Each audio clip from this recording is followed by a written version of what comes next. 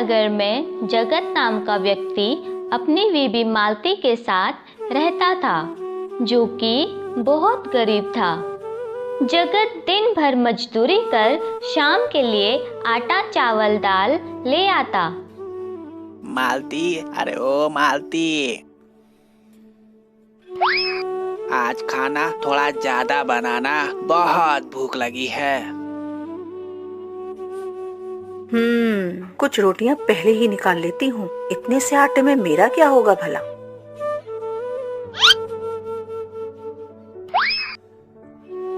लेकिन जगत की बीवी जगत को थोड़ा सा खाना दिया करती, बाकी खुद खा जाती। अरे बस इतना सा खाना, मैंने तो तुम्हें बोला था ज्यादा बनाना। हाँ तो इतने से आटे में कितनी रोटियां बनती हैं? इतने से आटे में क्या पूरे गांव को खिलाने की सोच रहे हो?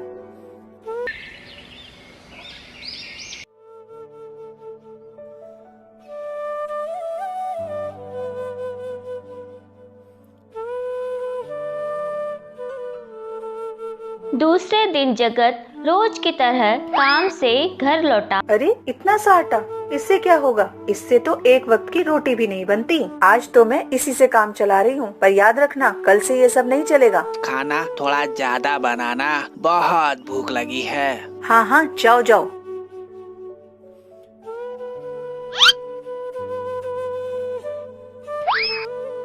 मालती, आज फिर से तुमने खाना कम बनाया। हे भगवान, हाय रे मेरी फूटी किस्मत, जो इस आदमी के साथ दिन गुजारने पड़ रहे हैं। ये तो मुझे एक वक्त का खाना भी नहीं खिला सकता। दिन जगत को उस पर शक हुआ।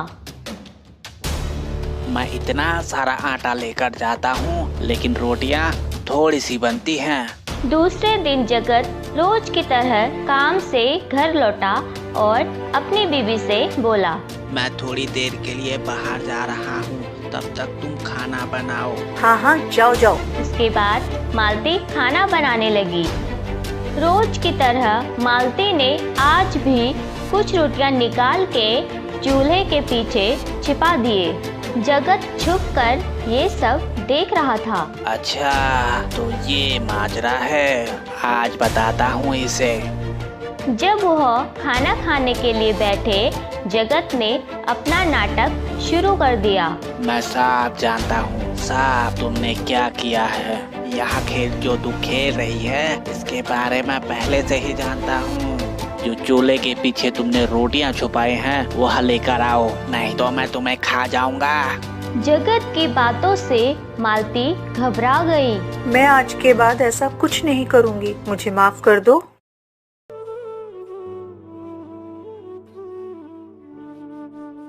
अरे दीदी, पता है कल क्या हुआ? अब तुम सबको तो पता ही है कि मैं खाना थोड़ा ज्यादा खाती हूँ, इसलिए मैंने कल इनके जाने के बाद कुछ रोटियां छुपा ली। लेकिन इन्हें सब पता चल गया कि हाँ, मैंने रोटियां छुपाई हैं।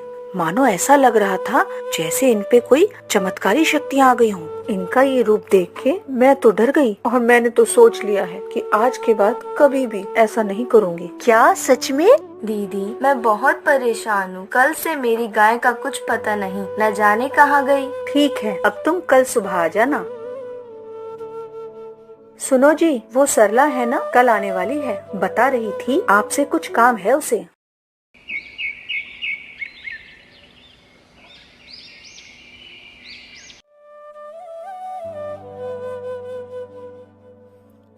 दीदी, ओ दीदी। हाँ बहन, आओ आओ, तुम बिल्कुल सही समय पर आई हो। भाई साहब, 2 दिन से मेरी गाय घर नहीं आई है। आप तो बहुत ज्ञानी हैं, जरा देखकर बताएं मेरी गाय कहाँ गई है। अब तो मैं पूरा फंस गया। कुछ ना कुछ बात घुमाता हूँ। हाँ हाँ, देखो बहन, तुम्हारी गाय 2 दिन में ही तुम्हारे पास आ जाएगी। तुम चिंता मत करो। जाओ जाओ, तुम घर जाओ, 2 दिन में गाय तुम्हारे पास होगी। जाओ। ठीक है भाई साहब।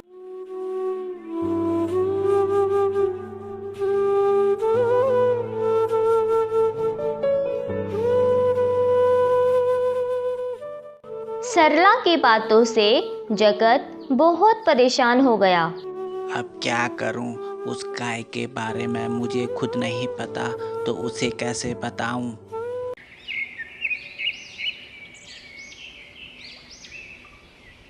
अरे 2 दिन तो मैंने बोल दिया, लेकिन अब गाय आएगी कहाँ से?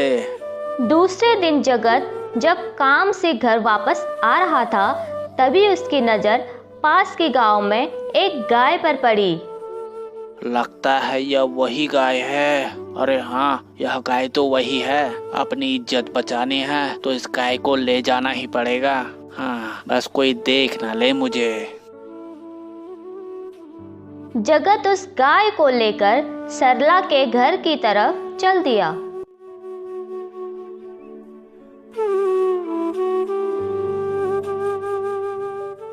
शुक्र है किसी ने देखा नहीं। अब जल्दी से मैं घर जाता हूँ। उसके बाद जगत चुपचाप घर चला गया। अरे ये क्या, ये तो मेरी गाय है। अरे वाह, ये तो चमत्कार हो गया। वाह, सबको बताऊंगी ये बात तो। अरे सुनो, उस दिन मालती दीदी सही बोल रही थी। जरूर उनके पति के पास कोई चमत्कारी विद्या है। जब मालती दीदी अपनी रोटियों के बारे में बात कर रही थी, तो उसके बाद मैं उनके घर गई थी अपनी गाय के बारे में जानने के लिए। उनके पति ने बोला 2 दिन बाद तुम्हारी गाय तुम्हारे घर आ जाएगी। और सच में 2 दिन बाद मेरी गाय अपने आप ही मेरे घर आ गई। क्या सच में? हाँ बहन, सच में।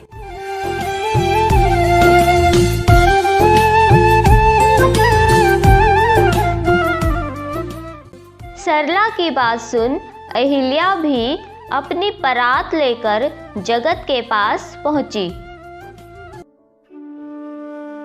भाई साहब, इस परात में मैं रोटियां बनाने के लिए जब भी आटा गूंथती हूँ तो आटा कम पड़ जाता है। शायद मेरे घर पे कोई चोर है।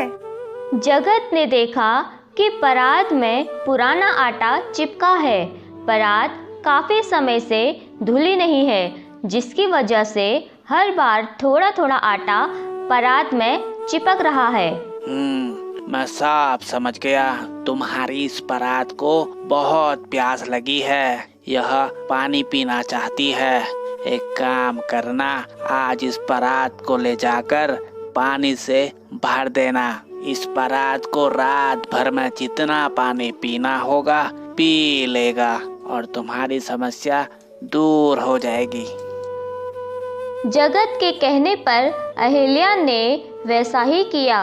रात को परात में पानी भरकर रख दिया।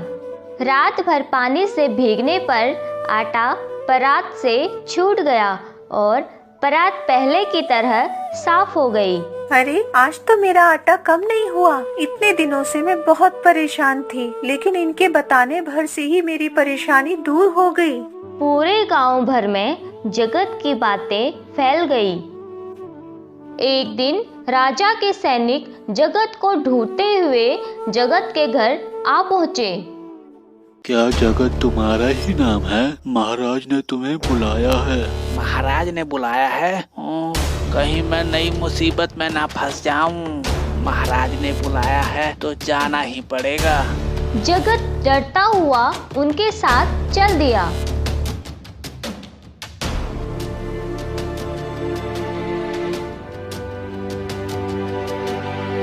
सैनिकों ने जगत को राजा के सामने पेश किया।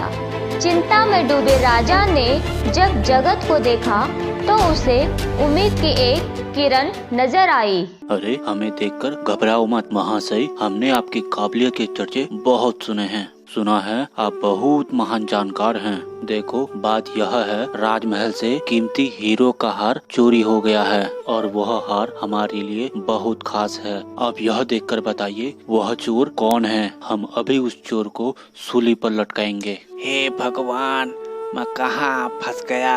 अगर मैंने राजा को उस कीमती हार के बारे में नहीं बताया, राजा तो मुझे सूली पर लटका देंगे।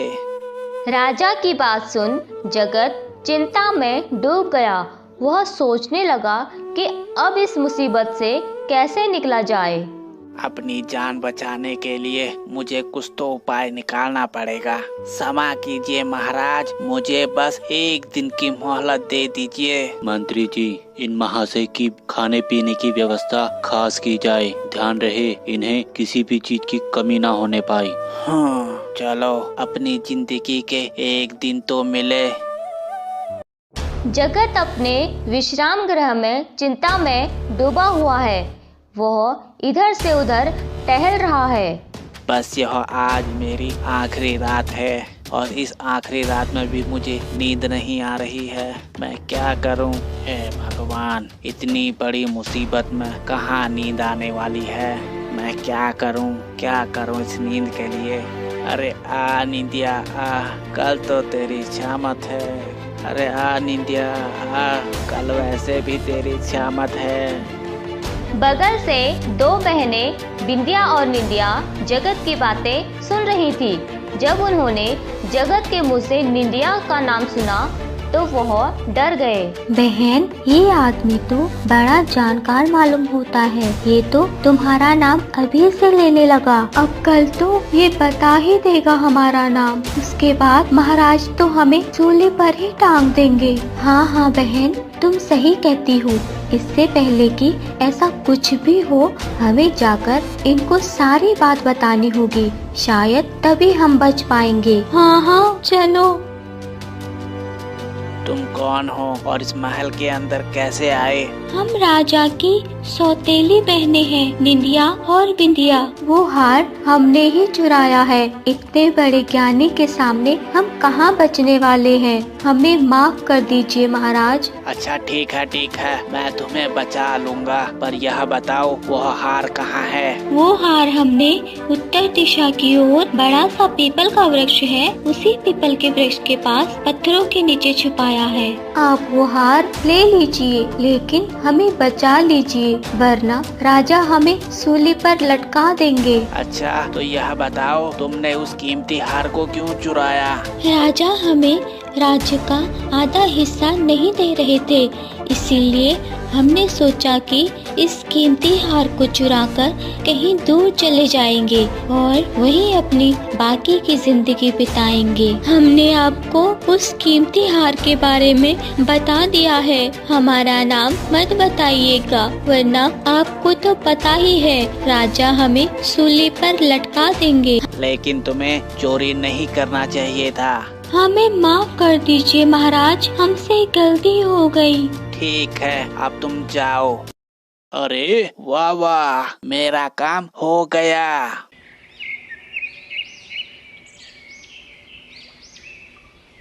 महाराज, हार का पता तो मैं बता सकता हूँ, लेकिन एक शर्त पे।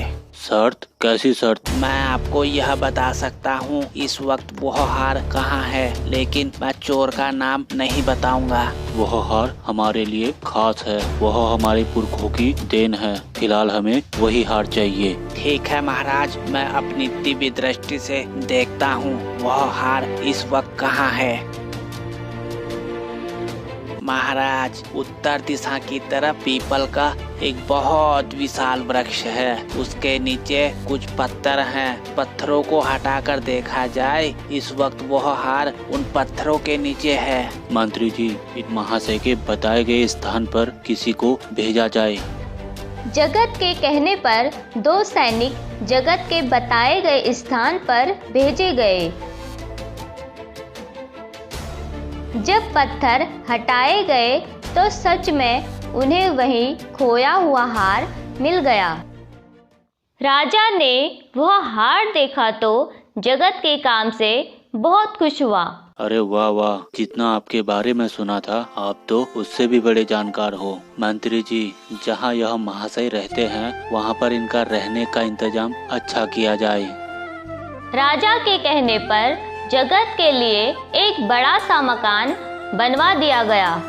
उसके बाद जगत अपनी बीबी के साथ अपनी जिंदगी खुशी से बिताने लगा।